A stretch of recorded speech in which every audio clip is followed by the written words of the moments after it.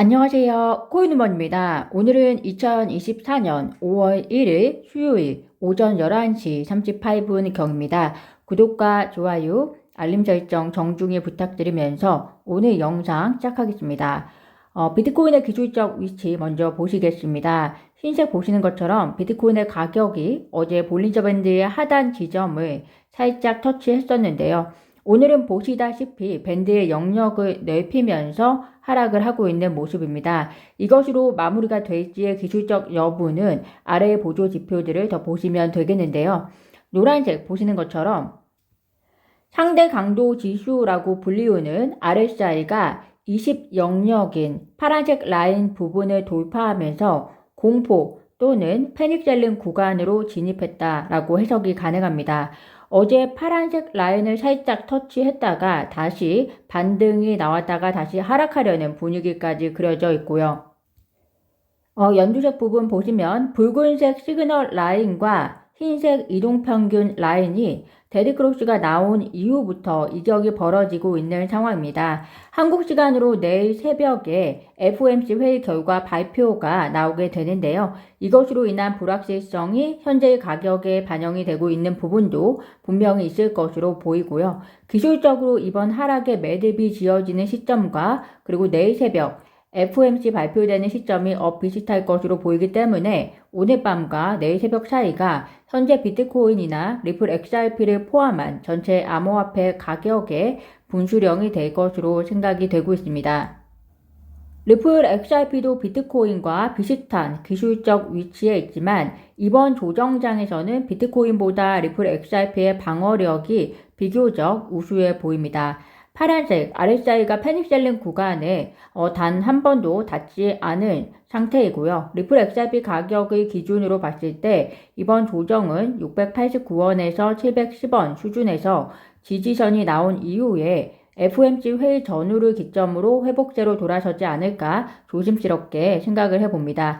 무엇보다 구독자 여러분들께서 내일 새벽에 발표될 FOMC 소식을 주의 깊게 바라보시면서 이번 조정과 하락을 기회로 만드실 수 있는 하는 바람을 가져보고자 합니다.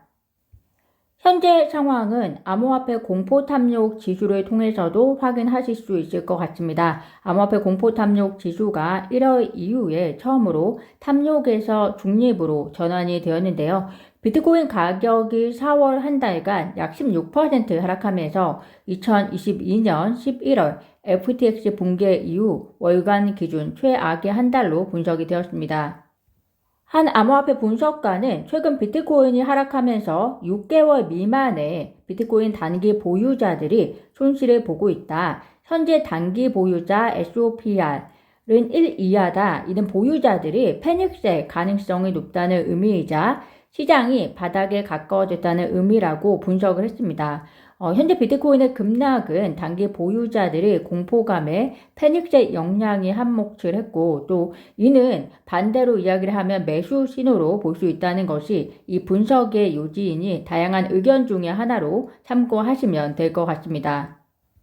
온체인 분석 업체 글래시노드 추적 분석가에 의하면 4월 월봉 차트 기준으로 비트코인은 10% 이상 하락했지만 보시는 이미지와 같이 그동안의 월봉 데이터를 보면 이 정도 낙폭은 상당히 일반적이고 흔하며 오히려 건강한 조정 축에 속한다라고 진단하고 있습니다.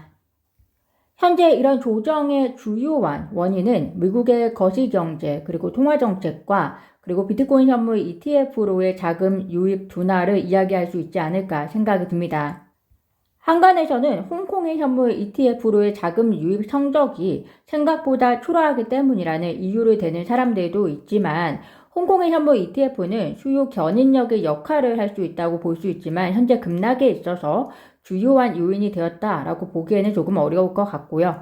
한편으로는 홍콩 현물 ETF의 첫날 성적이 블룸버그 ETF 전문 애널리스트 에릭 발추나스에 의하면 홍콩 ETF 시장 규모를 고려할 때 홍콩 암호화폐 현물 ETF 출시 첫날 성과는 오히려 긍정적이다 이렇게 평가를 하고 있습니다. 더 나아가서 최근 둔화되는 미국의 비트코인 현물 ETF 흐름에 앞으로는 기여할 것으로 기대한다라고 한 만큼 아직까지는 홍콩 현물 ETF에 대한 기대감은 살아있음을 확인하실 수 있을 것 같습니다. 그렇다면 현재 미국 거시경제 및 통화정책 방향이 어디로 가고 있느냐? 데이터에 의존해서 통화정책 방향을 결정하겠다라고 이야기했던 파월의 염려를 최근 데이터들이 증폭시키지 않았을까 생각이 듭니다. 최근에 스태그플레이션 이야기까지 나왔는데요. 스태그플레이션 잘 아시겠지만 경제 불황 속에서 물가 상승이 동시에 발생하고 있는 상황을 말합니다. 한두 달 데이터로 이야기하지 않겠다고 단언했던 파월이지만 최근 몇 달의 데이터를 종합해 보일 때 미국의 GDP는 예상치보다 하회했고 또 물가 하락의 조짐이 크게 보이지 않은 상황이기 때문에 이번 FOMC 금리 결정을 앞두고 시장은 긴장하고 있는 상황이라고 보시면 될 것 같습니다. 내일 새벽 5월 FOMC에서 금리 결정이 됐는데 금리 동결이 될 것이라는 것을 모르는 사람은 없습니다. 그렇지만 중요한 것은 그 이후 파월이 기자회견에서 얼마나 향후의 방향성에 대해서 그러니까 2024년 남은 금리와 관련된 정책에 대해서 매파적 발언을 할 것인가에 대한 부분이고요. 지금 시장은 파월의 상당한 매파적 발언을 예상하고 있기 때문에 투자 심리가 위축된 것으로 평가가 되고 있습니다. 특히 그래도 올해 두 차례는 금리가 인하되지 않을까 기대를 한 시장이 지금 CME 패치 보시면 12월이나 가서 한 차례 정도 금리 인하가 25bp 될 것으로 예상하고 있는 만큼 녹록지 않은 상황이라는 점 참고하시면 좋을 것 같습니다. 비트코인 현물 ETF의 유입 저하도 현재 암호화폐 시장 하락에 한몫하고 있습니다. 4일 연속 순유출이 발생했는데요. 그렇기 때문에 홍콩 현물 ETF에 대한 기대를 사람들이 많이 했을 것이라고 생각이 듭니다. 즉 미국 현물 ETF에 대한 보완점을 홍콩 현물 ETF에서 찾았던 것으로 보이는데요. 어쨌든 그렇지만 블랙록이 업계 리더들을 본사로 초청해서 비트코인 투자에 대해서 논의하는 시간을 가졌다라고 기사가 된 만큼 조정기가 마무리되는 시점에서 더 큰 손들, 기관들의 유입 가능성에 대해서도 계속 해볼 수 있는 상황이라는 점 참고하시면 좋을 것 같습니다. 이더리움 역시 큰 하락세를 보여주고 있는데요. 비트코인과 커플링 되어서 가격적 하방 압력을 받는 것과 동시에 현재 소송의 이슈 중심에 서게 된 상황이라 이더리움의 역사상 가장 불확실성이 만연해진 상황이 아닌가 싶습니다.